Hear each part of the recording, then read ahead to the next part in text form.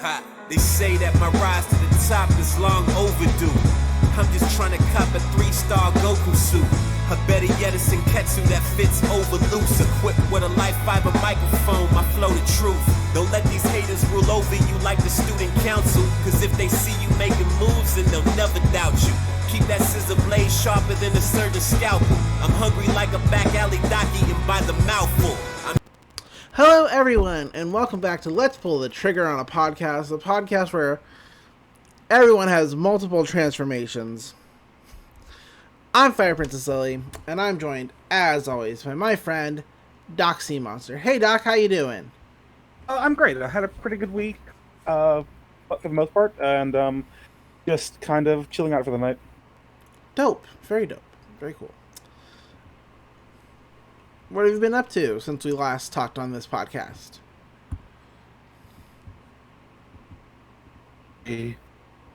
Not a lot. Doing a little bit of writing a week. There's not a lot going on for right now. I think I mentioned. I don't know if I mentioned this on this podcast, but I started trying out teleconferencing games of Magic, and that's been going pretty good. Oh, cool. I've only done it once. I've only done it like once, but like the option is now on the table for me. Very cool. Very cool.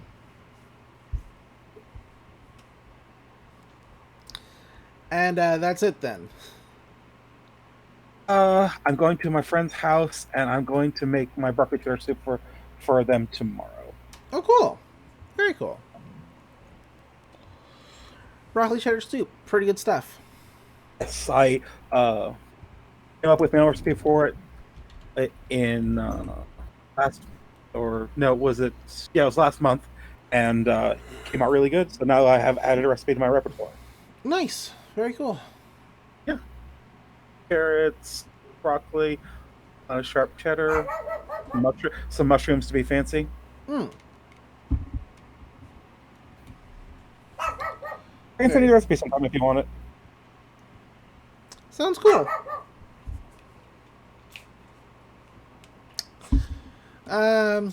As for me, it's been pretty much same old. Lots of work. Yeah. Watching that wrestling, which I got a complaint. Which what happened this week? This is pretty standard for me, complaining about wrestling, even though I like it. So sorry if you're new here. No, we're not a wrestling podcast. I don't have time for a wrestling podcast. So I may have mentioned this once or twice on either this show or the other show, but there's a storyline involving QT Marshall and Allie. That might jog some memories for anybody. I don't know. Allie was a part of the Butcher and the Blade as the bunny, but now she's just Allie, which is fine. She's a good wrestler on her own. Doesn't really need to be a part of her husband's team because she's married to the Blade. Studden Braxton? I don't know what his name is. Something like that. But she's doing this whole storyline with QT where she's like dating QT. It's real weird. QT is currently out of the promotion. He's quarantining because he got tested positive for what? The coronavirus. Is there... because maybe wrestling's not important in the era of a highly infectious disease. I don't know. Yeah. He actually came into contact with it from somebody outside of the company and was immediately quarantined, so everybody else, quote-unquote, should be safe. But they're continuing the storyline with her where she's teaming up with Brandy Rhodes as the Nightmare Sisters, and they're undefeated as a tag team, which would be cool, except there's no women's tag division in AEW. There is not a lot. There's barely a women's division in AEW, and part of it is because a lot of the talent is overseas or injured, But even before the pandemic, even before these injuries, AEW is mismanaged their women's division, and I think I've talked about this before, but I mean it just stands to talk about again, to mention again that I feel like they treat the women's division as an afterthought. It feels that way. But anyway, back to Allie and Brandy. They've been having matches on AEW Dark. The Dark program is free on YouTube. It's all the shows. It's all the matches that don't make it onto the main card. They're done before and after the show. Usually they're used like hype up the crowd. You know what I mean? There are no crowds now, but there's still a Dark program. So it's where a lot of matches go that, you know, just aren't necessarily quote unquote good enough for TV time. And Allie and Brandy have been having their tag matches over on Dark because they're okay as wrestlers. They're just, you know, they're okay. And they've been winning because that's the way the storyline's going. But this week they decided to put one of those matches onto Dynamite, the main show. And on Twitter, the AEW account was like, "Can Brandy and Allie keep the dream alive? Can they keep doing it? Can they keep going? Can they keep their eyes on the prize?" And eventually, I was like, you know what? I responded to them. I was like, "What prize? A victory? I guess, but there's no tag division for the women. There's no title for the women. This match doesn't serve anybody. Nobody wants this." You know, like, I'm pretty lenient on this product. You know, I tend to only like message them with like support and, you know, like positive things because they're a newer promotion and I like them very much. But I was like, this is ridiculous because there's nothing. This doesn't go into anything. Like, even if they're getting these victories, right? But what do these victories count towards? They don't count towards anything because they're tag team victories. And because they're tag team victories, that means they can't get counted towards their singles win-loss records. So what are they doing? They're not going after a title.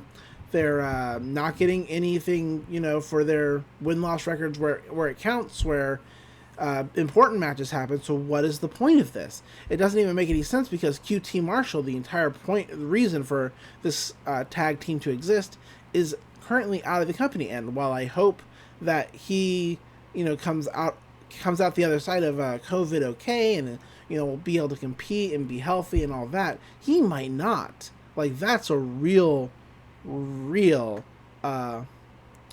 possibility. And I think they should have put the whole entire storyline on hold. But, I mean, without him there, it doesn't make a lot of sense. Anyway, I got replies from, I guess, people who are just all sunshine and rainbows.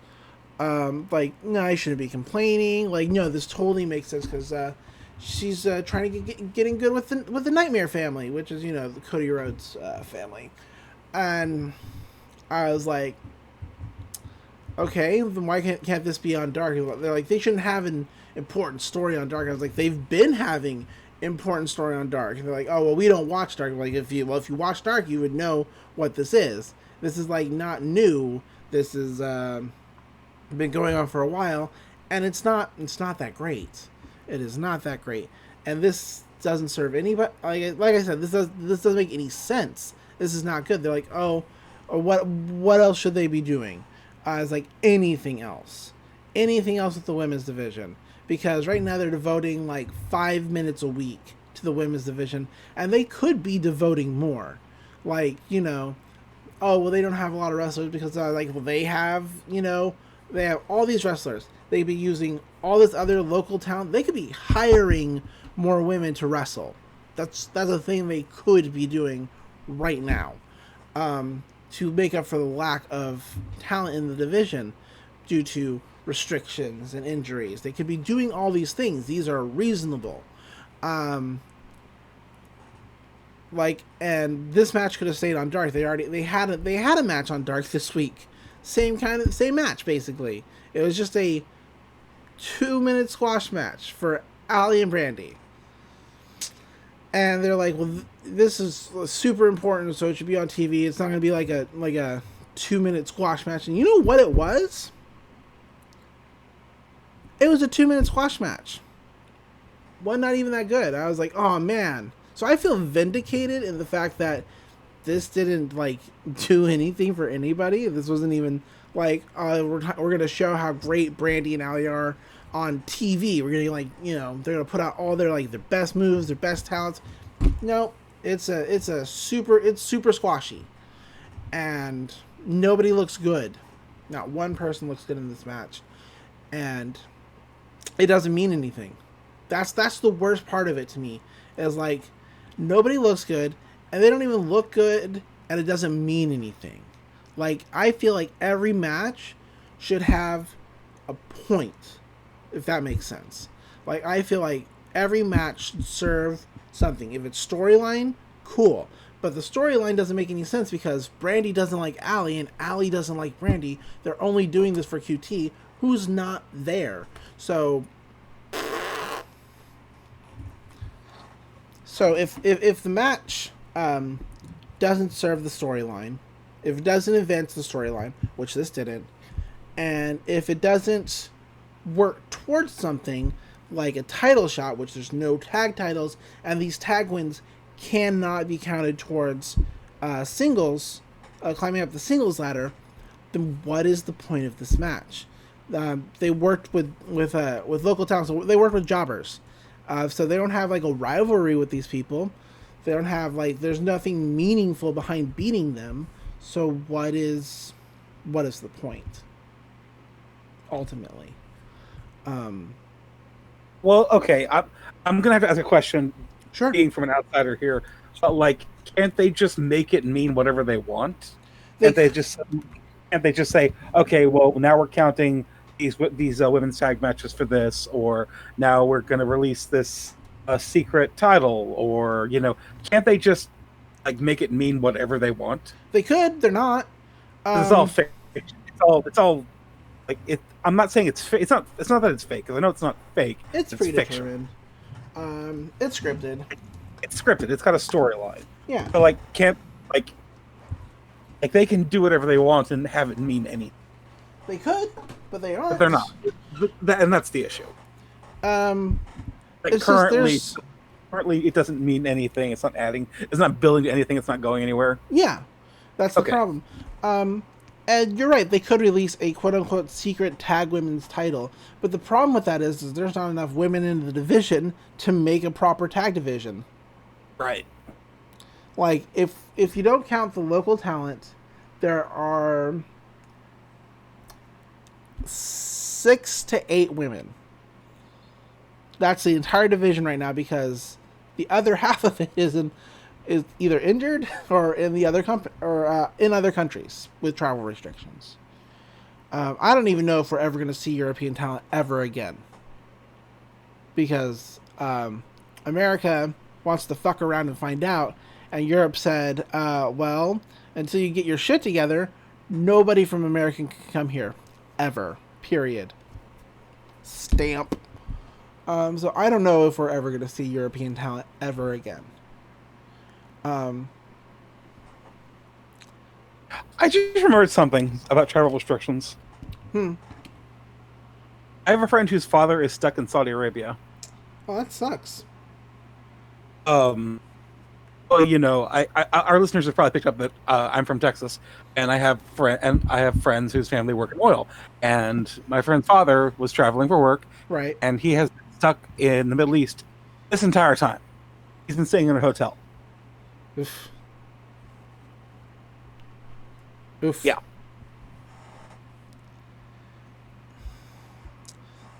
So yeah. I mean, so anyway, that's been happening with the women's division, and that is not a lot. Although Hikaru Shida finally came out and said, "Look, I don't care if you're an AEW talent. I don't care if you're a local talent. If you think you have what it takes, please step to me. I want to be doing something." Which she complained on Twitter to Tony Khan, who owns the company. She's like, "When am I gonna have matches? I'm like, the champion. Let's go." And he's like, "Yeah, we'll get you some more competition." So she laid out an open challenge. Hopefully they do something with that. Hopefully. Anything. I am so starved for women's wrestling in AEW. I will take almost anything. I do not want another Allie and Brandy match on the main show because it doesn't matter. Literally doesn't matter. Jon Moxley retained his title from against Brian Cage. Cage actually wasn't pinned, and he didn't tap out. His manager threw in the towel for him because he was worried that Jon Moxley was going to rip the surgically repaired bicep of Brian Cage. And I mean, he did have him in a really vicious-looking armbar. So, I mean, it wasn't without warrant. Cage was never going to tap, and Taz didn't want Cage to be re-injured. Because Cage was supposed to appear in the company at Revolution in February, but just as he was leaving TNA, he had one more show with TNA, and I'm sorry, or is it Impact? It's TNA or it's Impact? I think it's Impact. Anyway, he did one more show for them because, you know, his contract was ending, and he tore his bicep at that show. And rather than just be like, oh, well, that sucks, guy. Contact us when you're better. They paid Brian Cage to sit at home and get better. And then he did, and he appeared at their next pay-per-view, which was Double or Nothing. And looked like an absolute beast. But we've talked about Brian Cage looking like an absolute beast before. Anyway, Jon Moxley won. Kenny Omega seems to be going back to an old gimmick called the Cleaner. Like, it's a meaner, more heelish character. He absolutely beat the piss out of Marco Stunt after their match had ended. The Jurassic Express, which is a 3-man group, took on the Young Bucks and Kenny Omega as the Elite, which is the name of their group. And the Elite won because, of course, but after the bell sounded for the win, after Kenny got a 3 count on Marco, he went into a posted position and just started beating him in the face. He had to be pulled off Marco. And he's like, oh, come on, it's a match. You know, like acting like kind of like a dick.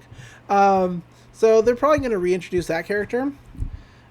Oh, the other thing that happened this week that I am still kind of angry about, and I'm supposed to be angry about it. Like, the wrestlers did their job because it was supposed to upset me, and I'm upset. So good on them. Like, I mean, it's a heel tactic. I don't much care for this team anyway, but FTR, who used to be the Revival, had a match with the Lucha Brothers, and I don't think I've talked about it very much on this show, but I love the Lucha Brothers. Lucha Brothers are amazing. They are a great tag team made up of two actual brothers in wrestling, Ray Phoenix and Pentagon Jr., and they are singles competitors. They are both amazing, but because they're great singles competitors and they're brothers, they make a hell of a tag team. Like, it's insane how good they are. Sometimes Ray Phoenix just does stuff in the ring and you're like, oh my god, he's gonna get himself killed, and he just pulls. It's fantastic. But they had a match with FTR, and they were gonna win. The Lucha Brothers were gonna win. FTR could not beat them in a fair way, and so the Lucha Brothers are both masked wrestlers. Which, if you know anything about luchadors, the mask, very important, super important. They didn't pull off somebody's mask, did they? They did. They pulled off. I don't. Okay, as a layman who knows about wrestling and lucha, I know that's a big fucking no-no. That is a no-no.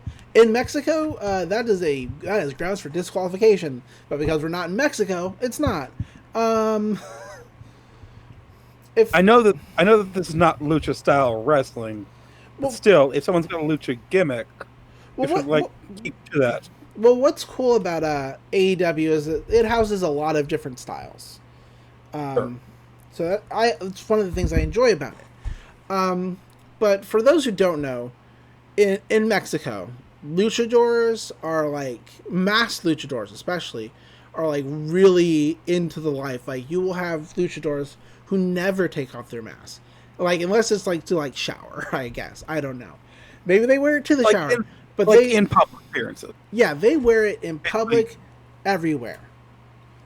You will never see a luchador in public without their mask. And so for somebody to take off somebody's mask is like, not only is that like cheap, because a luchador will immediately go to, you know, cover their face because they're not supposed to be seen without their mask, but it's just a huge sign of disrespect.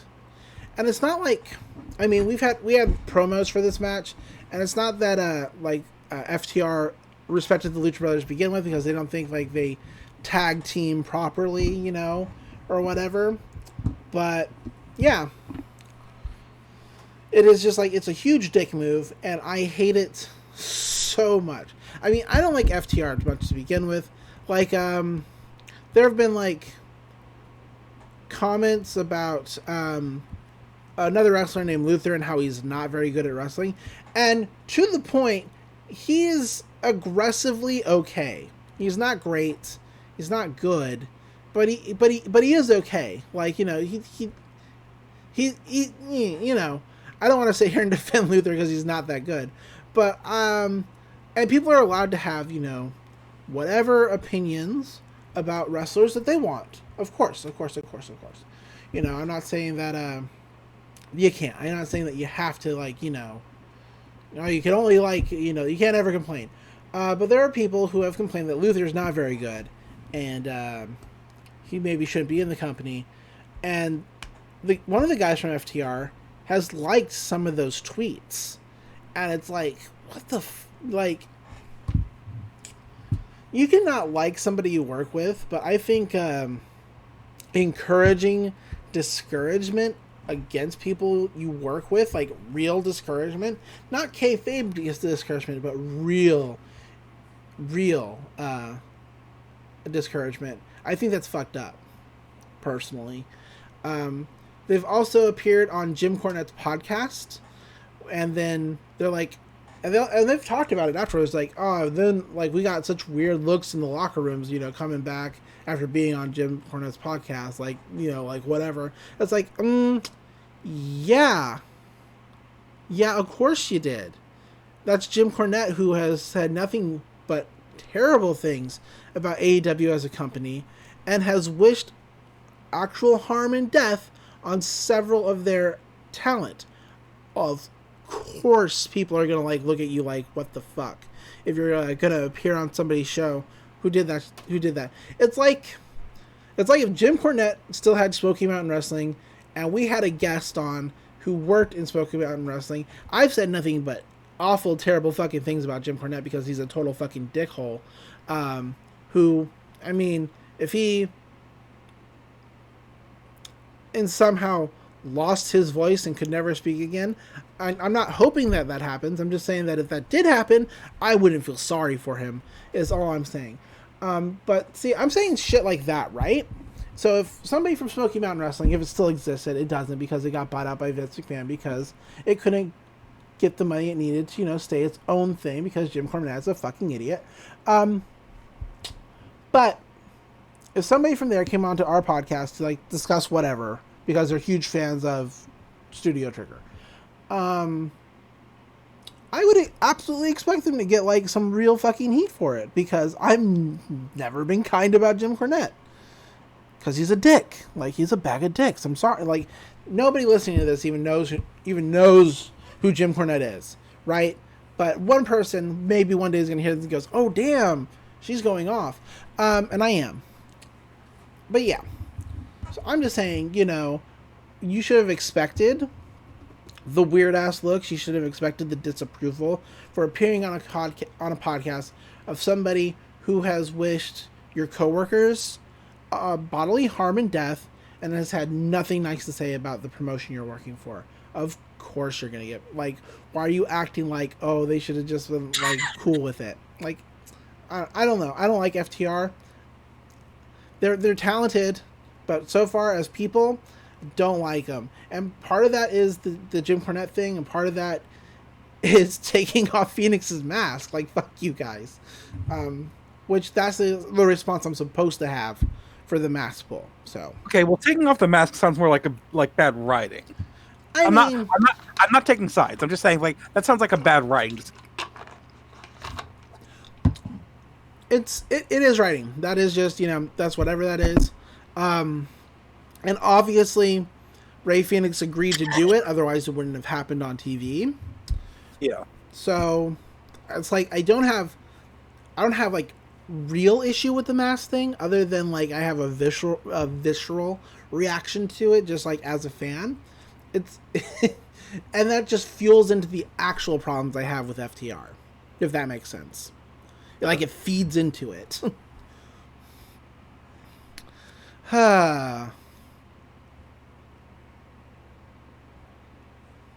Anyway, you want to talk about Kill la Kill? I've been going on for a while. I'd love to. Love to. All right, because otherwise we're gonna have to talk about Joey Ryan, and I don't want to talk about Joey Ryan. So we watched. I don't want to talk about either. Cool. We watched episode 10. I want to know more about you, and this episode has 1.5 fights, Yes. and the next episode will have 1.5 fights. Yeah. Let's go with that. Well, I mean, one fight ends, the other one also ends, right? Yeah, that's true. So, we start with 5 years ago. There's a flashback scene of Inumuta hacking the Kirin Corporation, hacking specifically the Revox sites. Revox, when spelled backwards, is covers. And we'll actually find out a little bit more about Revox and covers a little later on in the series. Yeah, this is our flashback for Inumuta, and Yeah, he's hacking the site. He's like, oh, Revox Corporation, they account for 70% of the global sales. Oh, and it's a part of the Kirin conglomerate. Haha, that makes all the sense in the world. I know what I'll do. I'm gonna make their stocks plummet. And so that's what he does. He makes their stocks plummet. He's like, I'm gonna alter the future of this company. And that's what he decides to do. It's like, their stocks are in free fall. Haha, I'm great. How terrible. But that's when he gets an alert. He's been discovered by the corporation itself. So much so that he's watching a satellite feed as it zooms in on him. He hops out a window to try to escape. He's running through the streets of somewhere. I forget where this place is supposed to be. of city. It's a city. It's a big city. He is running through the streets of city. And his computer gets shot as he gets cornered. They're like, he's like, man, not so much as a warning, but he immediately gets down and prostrates himself. He's like, I'm just a middle school scam with a harmless prank. I didn't mean any harm. Blah, blah, blah, blah. And they just point their guns at him. And he's like, damn, no leniency. Fuck. This is when Satsuki, middle school Satsuki, just walks out of nowhere and she's like, middle schooler you may be, but you trespassed a territory you shouldn't have. And he's like, who the fuck are you? And she's like, well, then again, somebody who can like breach the tightest security in the world illegally and access that site, to call yourself a middle school scamp is just kind of pushing it. Like, that's whatever. But she waves her hand and all the goons run away. He's like, oh, so you're the big boss, I get it. And she's like, why'd you do this? And he's like, well, it's just like for the sake of doing it because it's the tightest security in the world. So that is that's the goal. And she's like, that's stupid. You could be actually changing the real world instead of the virtual world. And that's what you're going to do. You're going to come work for me at Hinoji Academy. He's like, what? And she's like, that's where you and we're going to change the whole world. And she walks away, but he just kind of smiles and accepts after pulling up his hoodie. Yeah, I like this one. It's not as detailed as some of the other ones, but it does kind of show more that a big part of Satsuki's whole thing is kind of gathering people with potential to her. Yeah, absolutely. We skipped the intro. That's important a lot in the first part of the series. Absolutely. We cut back after the intro. We cut back to the arena. Ryuko is standing across the arena from Inumuta, and Mitsusuki is looking on. He's like, "Oh, the second of the Elite Four. we cut over to Mako's family, who's backing people away from the TV inside the shop. He's like, quit pushing, quit pushing. Who do you think this TV set belongs to, huh? But Mako's brother, Montaro, is like, hey, all these people are real distracted right now. I bet I could go in there and like actually steal a TV. It'd be really great. Only for his mother to put him in a headlock and be like, I want to knock you the fuck out. He's like, oh no, I'm so sorry. We cut to Mako in the stands, and she's like, oh no, I wish I could be up there with Ryuko. I would be cheering her on so hard if I was allowed to, letting her know it'd be okay, looking after her. It's super straight. Heterosexual. This is when she gets sat next to by Gamagori, and she's like, yeah, what are you doing here? He's like, hey, don't be afraid. I'm a no-star now, just like you are. So we have the same rank. I'm just here to observe the fight, and I should be doing so from where all the other no-stars are gathered, because that's what I am now. And then he clings to a handkerchief, looks up towards Satsuki. He's like, Lady Satsuki, Ira Gamagori will surely work his way back up from this shame and repay the kindness you've shown him. It's so bad. But Mako's like, oh, I get it. You're here to fight with me, huh? I'll take you on. Like, she's like, I want to be cheering on Ryuko with all I've got, so I won't let anyone interfere at all. And he's like, how amusing. Even with your cheering, Lady Satsuki's stronghold won't even budge one iota. To which Mako replies, the best burn in the entire show. She's like, yeah, I did. Ryuko just beat you. Like, it's really good. She's like, it did budge. You lost. And he just has to kind of like look on in shame. So, like, from here forward, from this part of the show forward, we're going to get a lot more interactions of Mako and Gamagori, and they make for a really good double act. They do. They absolutely do. Right now, but as a comedic double act, they're great. Absolutely. But Gamagori yells to Inumuta. He's like, hey, trounce her with everything you got. And Mako's like, hey, trounce him with everything you got. Blah, blah, blah. Which Inumuta just like puts on the noise cancellation. He's like, I have no interest in hearing from a beaten dog. Nononon and Sagayama? Yeah. Hey, cool. They're looking on with Satsuki. But Nonon's thinking to herself, like, what? She's showing mercy to vanquish people now? What is she up to? Only for Sagayama to respond out loud, what, you have doubts now? And she's like, God damn, without your actual eyesight, you have got, like, way sharper intuition. Ugh. But he's like, if you doubt her, it's your own footing that will become unsure. And she responds with also a very heterosexual line. I hate to break it to you, but I have a different relationship to her than the rest of you. I don't know, and Satsuki are just great pals. Just great They're so good. Great gal pals. Gal pals to the end.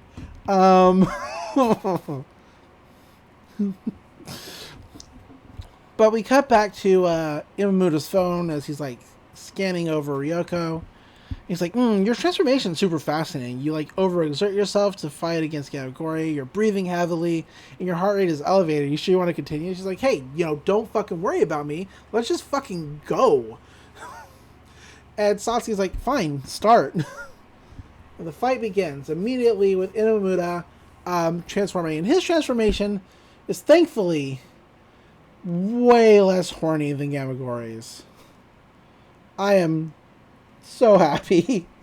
But his is like a cool cyberpunk motif. He's got like keyboards all over him that he keeps tapping into, which looks weird. It's super weird, but you know what? It's not horny, and I'm about it. Yeah. So let's talk about the style of the pro regalia a little bit. Okay. I've talked about Sanagiyama and Gamagori's uniforms. Yeah. And I'll come back to those later, but I'd like to discuss his briefly. So while the others have uniforms that are more like mecha, Pro Regalia is a lot sleeker and more form-fitting.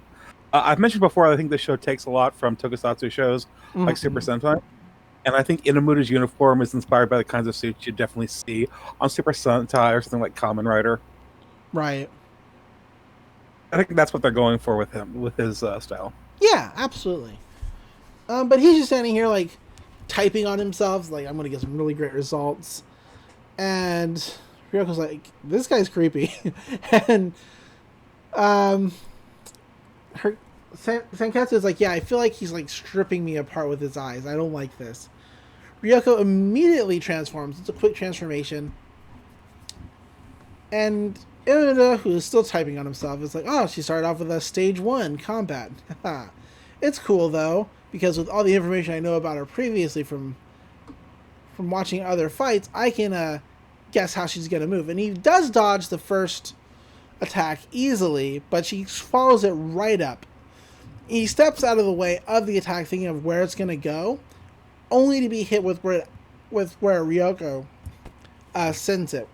He can't really account for her speed because while Goku uniforms do enhance people's reaction times and like strength and such, Ryuko's Kamui is made 100% out of life fibers, so the reaction is that much better. It's that much faster, right? She's that much stronger, and so he has to like, he's like, I need to like update like my info because I'm accounting for like this level and not this level. But Ryoko's like, I know exactly the type of guy you are. You're gonna spout crap like I've analyzed all your capabilities, or I can anticipate all your moves. It's like I love this. Go ahead. I really love this line of Ryuko just calling out his character type. Yeah. Meanwhile, while she's doing this, he is like posing in all kinds of weird ways as he types on himself. He's got like keyboards on his shoulders, on his legs, and like on his back, and he like keeps like contorting into weird positions to type on all of them at once. Yeah, it's real weird, and I don't much care for it, but it is what it is.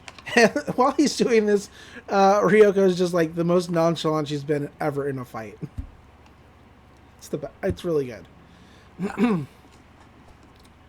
But she's like, hey, the only way to fight somebody like you is just be as reckless as fucking possible. And she starts making a bunch of crazy moves, which is like going around, a bunch of extra images. He's like, yeah, but aren't you going to just overexert yourself? Like, sure, all your life fibers are like, enhancing you, but how much can your body actually take? How much longer can your body keep this up? So she's like, hey, it's not about if I can keep it up or not. I can just beat you right now. And he's like, yeah, that tenacity, it's real good. It's what you're known for. And she goes to attack, and he's gone. Just gone. It's like, he vanished. And this is again where I was like, no, he didn't vanish. She's like, what is his actual like line here? It's like a white butterfly landing on the... Yeah. That's it. White butterflies flutter when a white butterfly comes to flutter and rest onto a snowman. That's what his suit is like. He did not vanish. It is just optical camouflage. To which Mako's like, that's dumb. There are no butterflies in winter. They die when it snows. And he's like, man, you just totally missed the point of what I said. So Ryoko's like trying to look around, trying to find this guy. And while he's speaking, he's like, and he's trying to, he's playing it up psychologically. He's like, you can't see me, you can't see where the attack is coming from, and that's going to like mess you up psychologically because you won't be able to defend, and you'll keep trying to defend, but you can't, and this will like break you down. And he manages to push her all the way to the edge of the ring, and he's like, you're nowhere to run now. It's like, I wish I could gather more data, but I'm going to push you right off the edge, so I guess this is all the data I'm going to get. This is when Ryuko says, hey, Sanketsu, you ready to do something reckless? He's like, yeah. And she transforms his eyeball into a huge, like, disc. She's like, if I can't see you to hit you, then the only thing that makes sense as her uniform is shrinking to make Sanketsu's eye bigger, the only thing to do then is to just hit everywhere at once. That's the only thing that makes sense. He's like, oh no, and his suit is freaking out because evasion is impossible. We get 3 different cuts of this thing landing on him. She pulls it off, and he is just like damaged to hell. Nononon is like, oh, looks like she messed up his hide and seek ability of his, and she's just grinning the whole time. Yeah. Sakiyama says, yeah, well, that's what happens when you rely too much on your eyes. And she's like, yeah, look who's fucking talking. Like, shut up. Glass houses, my dude. So we're about to get more of Jakuzure soon, but I just want to say how much I love Jakuzure in general. Oh, she's just great. she's just kind of a belligerent asshole all the time. She is, but she's also... just. Oh, sorry, go ahead. She's just a lot of fun, and she really never drops her snarky attitude, regardless of what's going on around her. Nope. And what's more is she has like the best facial expressions of anybody in the show. Definitely. But Ryuko is now standing before Inumuta with her sword pointing at him, and she's like, see that? Make a crazy attack even crazier, and it'll hit. She's like, let's do it, Sanketsu. He's like, your blood's boiling more than usual. They're ready to strike him down. And she's like, yeah, I can't stop here. And he's like, oh no. And Inumuta's like, oh no, I'm at the limits of my processing capability. And Ryuko's going in for the kill when he immediately untransforms and quits. She's like, what the fuck? And he's like, well, if you broke my uniform, I would lose all the data that I just gathered on you. And so I would rather just forfeit and not lose that data. So, yeah, you win. Yeah, we have this great twist where he just gives up after half an episode, and then we're going to go straight into the fight with Jakuzure. Yeah, it's really good. I think it's a really good subversion of expectations. Yeah. But Nononon and Sagiyama are like, what? Why is Satsuki even allowing this? To which Satsuki is just like, hey, Nononon, fucking get in there.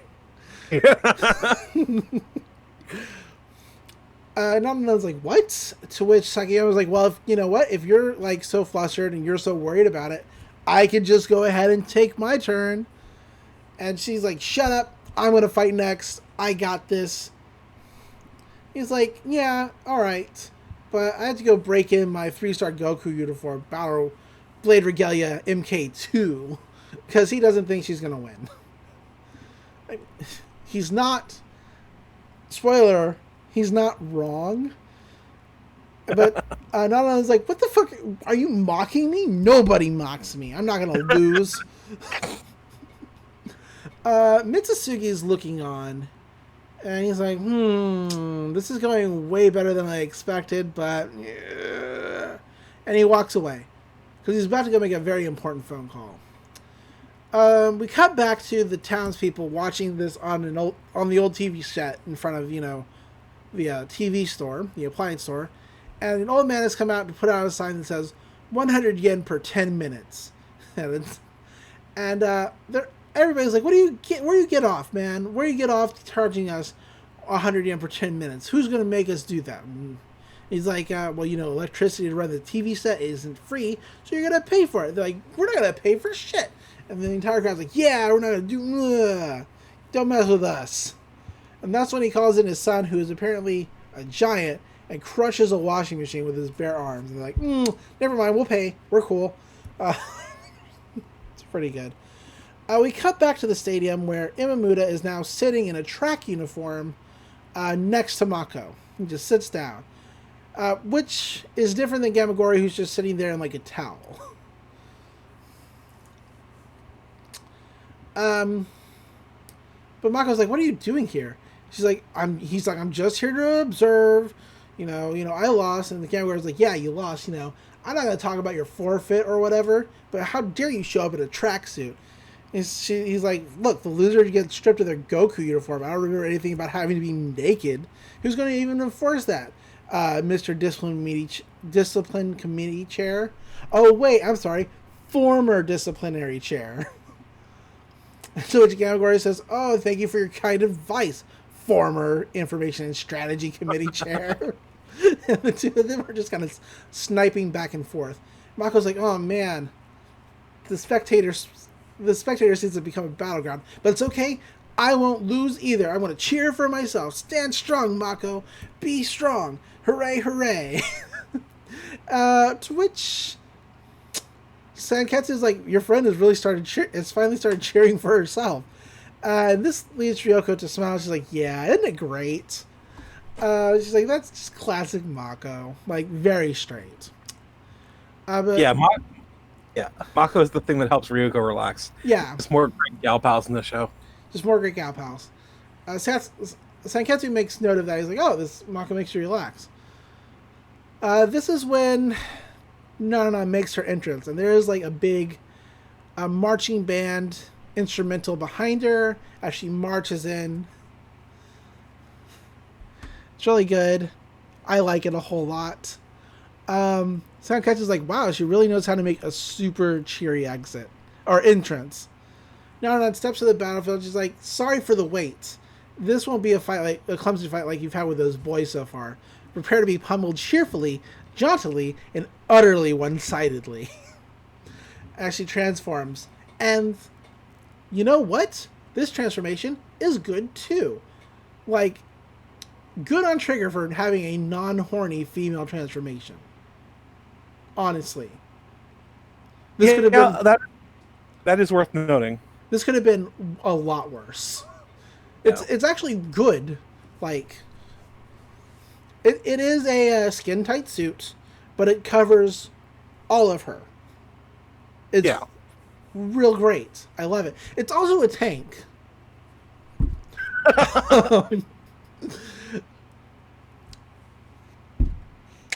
Her uniform transforms into, yes, a skin-tight suit. But around that skin-tight suit is a tank, more or less. Just covered in speakers. All right, so it's time to talk about her uniform a little bit. Okay.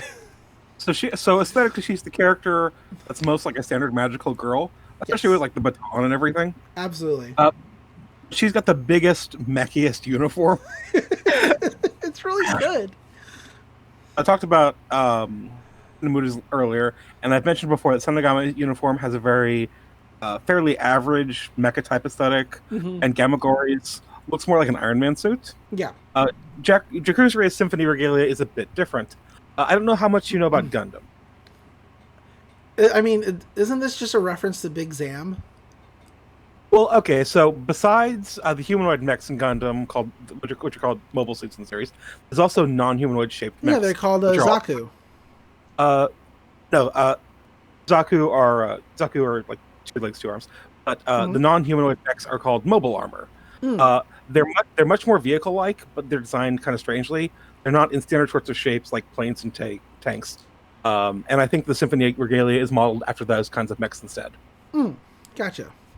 Makes sense.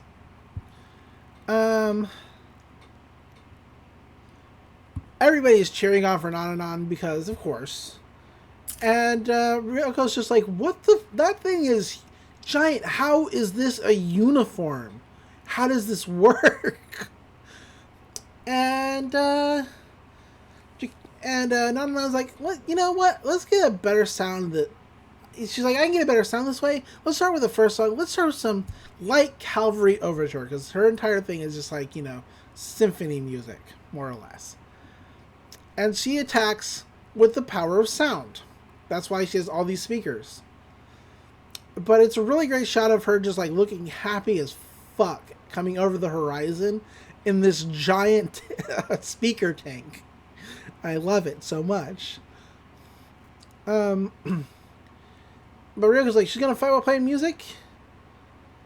That's fine. And Sanketsu's like, yeah, but it's so loud, it's so hard to do anything. She's like, it doesn't matter. Let's transform. She transforms. She goes in for attack, and she's immediately blasted away by the bass of Nononon's uniform. It's really great. She's like, the bass really reverberates, doesn't it? Next up is a really sharp performance. And she starts firing music notes that are, sharp. It's really good. She's like, yeah, that's right. Dance for me. Dance harder.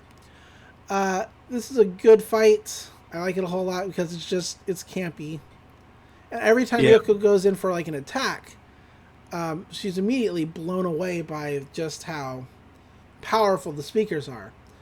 But Nononon stops for a second. She's like, you know what? This music is lacking something. It's missing something. Oh, I know. It's missing your screams. And the face she makes is so good. For that. So Jakuzure is the most aggressive and sadistic towards Ryuko in general. Yes. But it really comes to surface in this fight. Out of the four of them, she's the only one who actually seems personally malicious to her. I mean, I have a theory as to why that is. She doesn't understand why her favorite gal pal Satsuki is so interested in Ryuko. And it's jealousy. Probably for her favorite gal pal. But her uniform goes through a second transformation, breaking out more speakers, which actually lifts up the uniform as it busts out wings as well.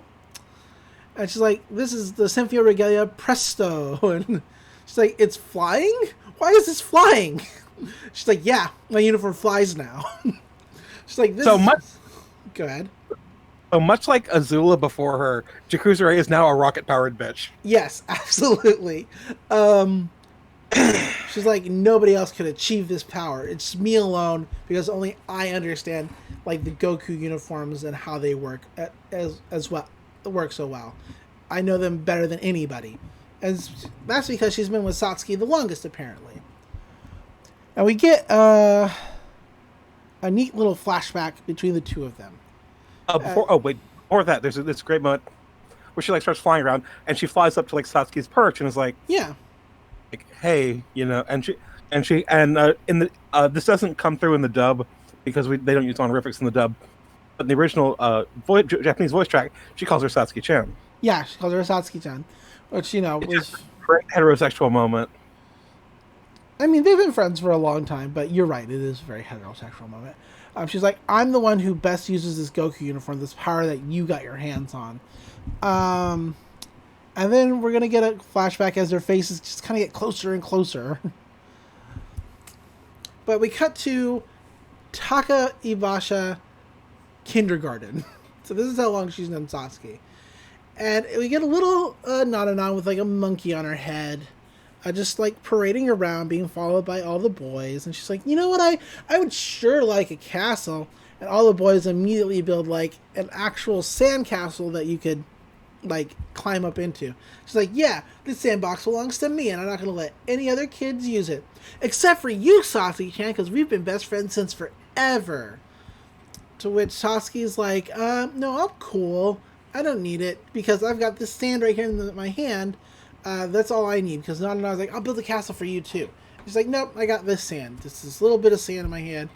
And Nononon's like, what can you do with just that little bit of sand? She's like, this sand is left over from that. And she points to a huge skyscraper. It's like, this sand became concrete and glass and became that skyscraper. And from the top of it, even a child could look down on an adult.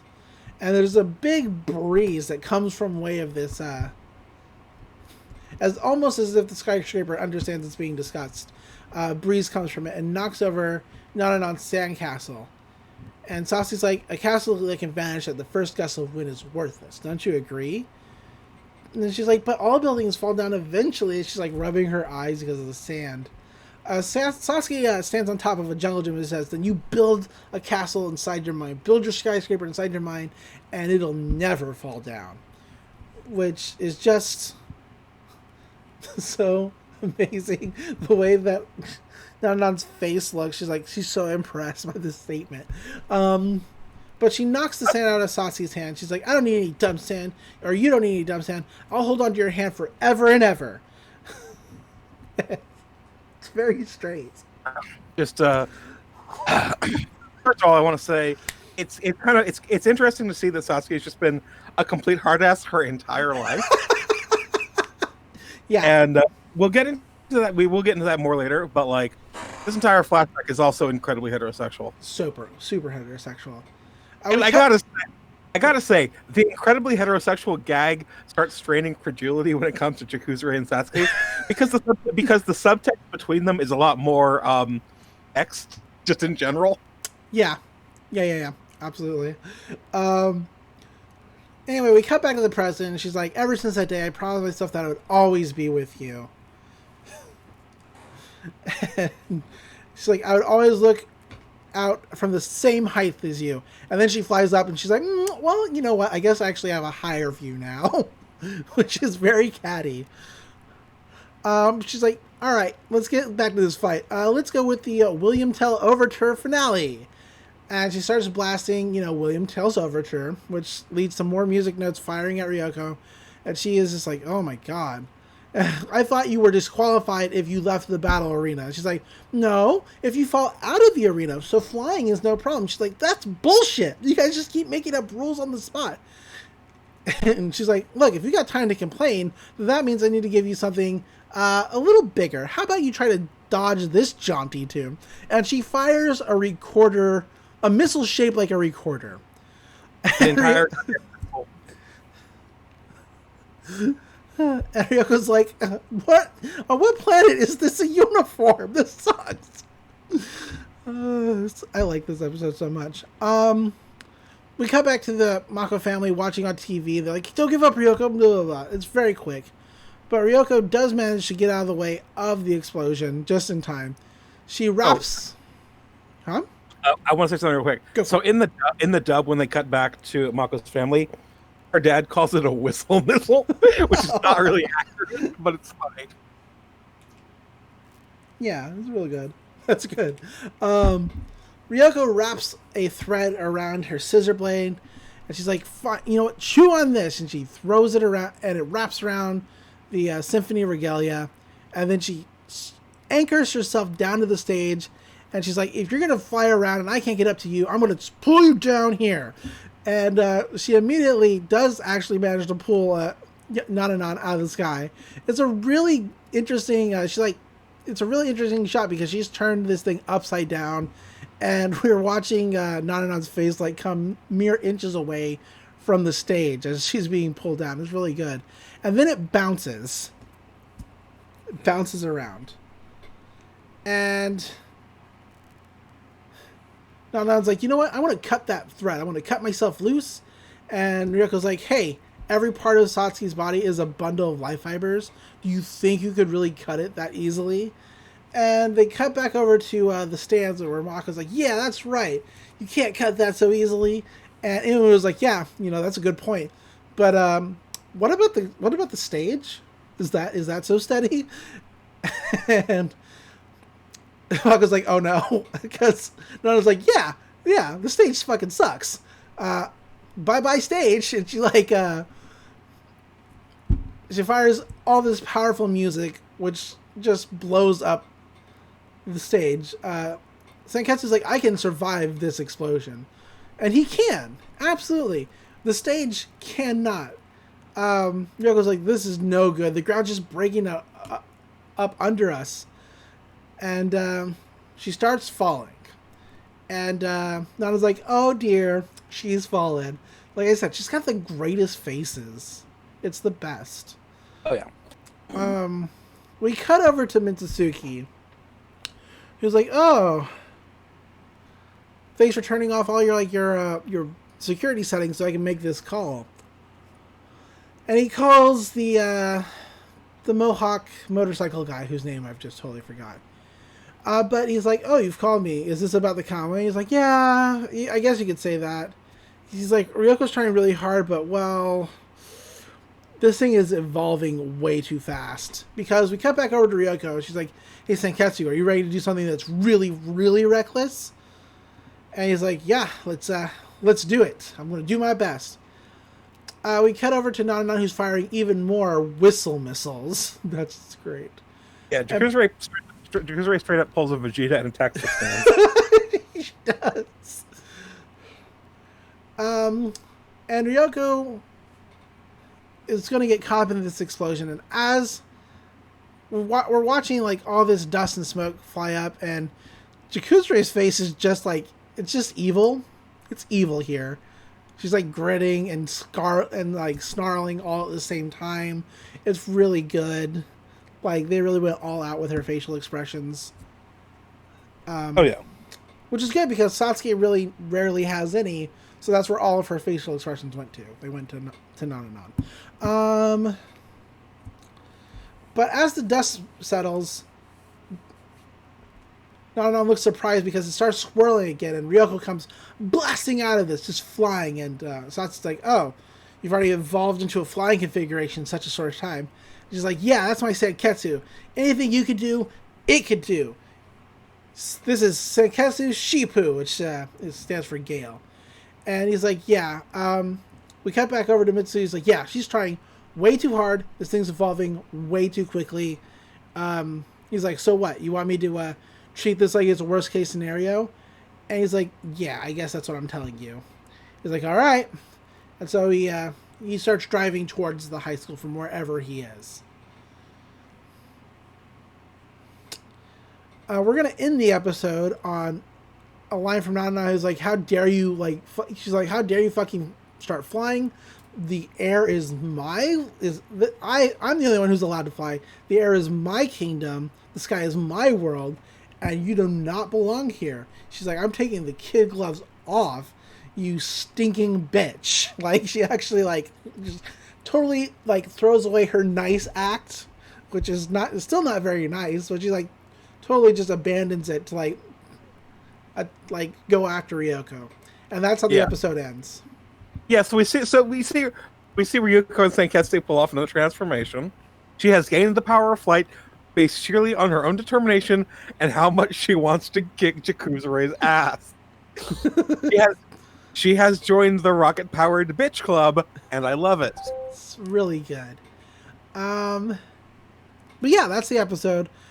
It's really weird. I like half of this episode a whole lot. It's not that I don't like Inumuta's stuff. It's just like it feels slightly pointless. It feels like filler, just to get to like Jakuzure. It does have a good twist at the end of it, but you know. I don't have any problem with that with the first part of the episode, and I think I like it this way rather than if they had drawn that fight out to a whole episode. Yeah, that's fair. So Ryuko and Jakuzure's fight is one of my favorites in the series, and this episode in general, and like again, this run of episodes is one of my favorite parts of the series. But like Ryuko and Jakuzure's fight is my favorite part in this run of episodes, and the whole thing is just so over the top. It's full of great one-liners, and there's explosions. It is absolutely my jam. It's really good. It's a really good episode. I like it. Like I said, I like the back half of it. But like I said, there's nothing necessarily wrong with the first half of it. It's just like it just feels a little fillery to me. That's fair. But yeah, next week we'll see the other half of this fight, and then the fight between Ryuko and Sagayama? Yeah. Yeah. But that's all I have to say about the episode. You got anything? No, this is just a good episode for the series.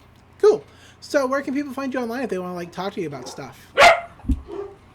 So I'm on Twitter way too much. I'm at Dr. C Monster. That is at DRC Monster. Come and find me. Be upset about this ongoing problem with now the secret police and running afoul of Nazis, which I promptly block. Nice. You can find me, as always, on Twitter at DatFirePrincess, spelled D-A-T. You can find me on my numerous podcasts, which I do a lot of them. Although some of them haven't been updating very recently, and that's because the world is ending. So what are you going to do? But I am, like, getting back into it, so we will see how that goes. You can, yeah, and that's it. So until next time, don't lose your way. Don't lose your way. Bye. Bye.